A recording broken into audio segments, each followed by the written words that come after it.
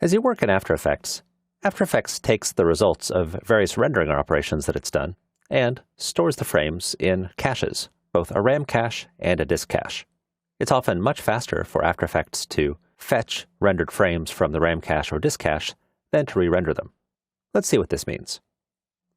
Here we have a green bar that says that all of these frames have already been cached into RAM for immediate playback, which means that I can move the current time indicator back and forth freely and get smooth playback with no delay. But if I try to do the same over here, it's very laggy because these frames have not been cached.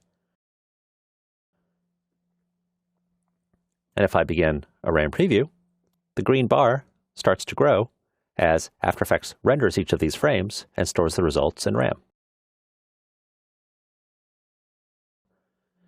When the green bar is all the way full, then After Effects will begin the RAM preview and play the entire composition in real time. What is also happening is that some of these frames are being written to a disk cache. If After Effects determines that it's faster to read a frame from disk than it is to re-render it, then it will write it to the disk cache. Looks like our RAM preview is almost done loading. And there we go. Now we can see our composition playing back in real time because we have a full green bar, which means that all of the frames in the composition are loaded into RAM, ready for playback. Now if I purge the memory so that the RAM is emptied by going to Edit, Purge, All Memory, then we see down here a blue bar left behind, and this represents the disk cache. So even though we purged the RAM, we didn't purge the disk. So all this information is on the disk, ready to be read back into RAM more quickly than the rendering process took. So I'll click RAM Preview again. And now After Effects is reading the information from the disk back into RAM. And this is going considerably faster than when the frames had to be rendered fresh.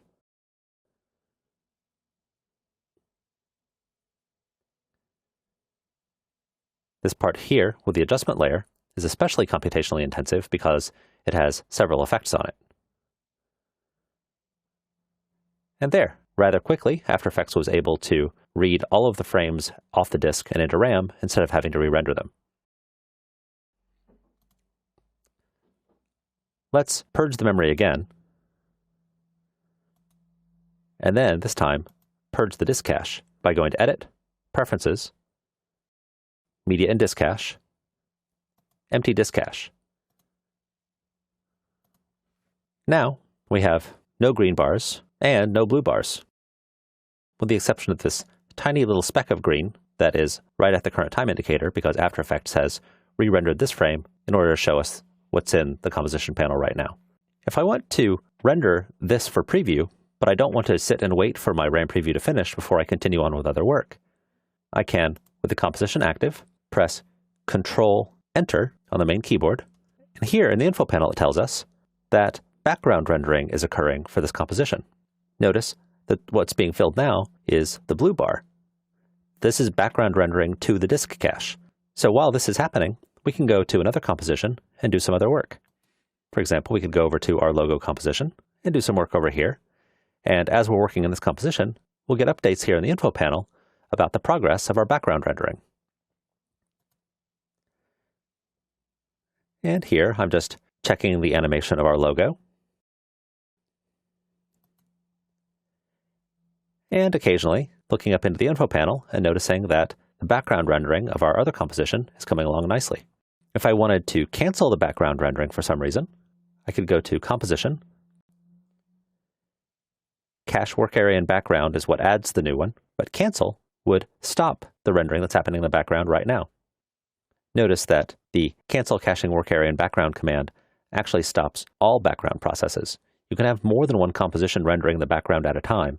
You simply activate a composition, press Control-Return, then go to another composition and press Control-Return, and so on.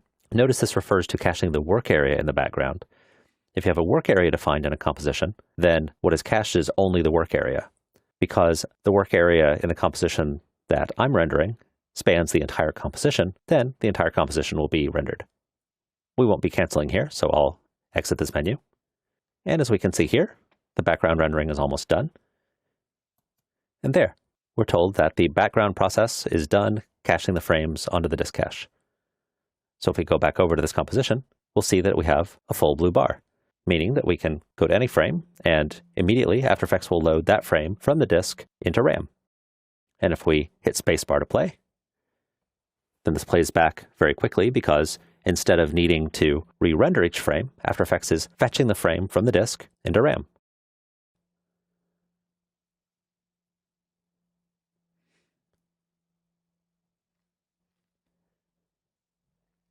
The disk cache is persistent across sessions as well.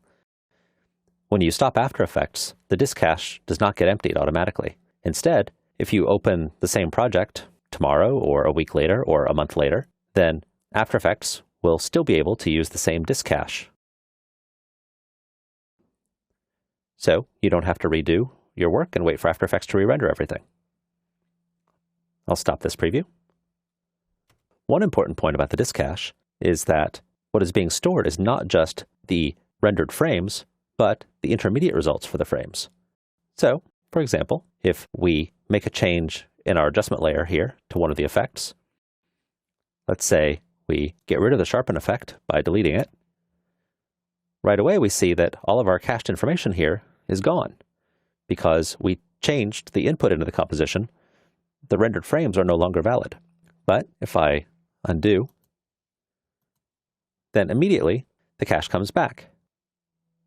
If instead, let's say I change this to 3, again, the cache is removed because right now the frames that are held in the cache are not valid for the current state. But if I take this back down to 1, After Effects recognizes that we're in a state that it has seen before, and so it pulls those frames back out of the disk cache and into RAM. This storing of intermediate results in the cache, not just rendered frames, is referred to as the global performance cache. There's nothing that you need to do to take advantage of this, just know that it makes everything in After Effects so much faster. The best way to take advantage of the disk cache, including the global performance cache, is to put your disk cache on the fastest drive that you have and give it plenty of room to work. Let's go to Edit, Preferences, Media and Disk Cache, and see here where we can choose a folder,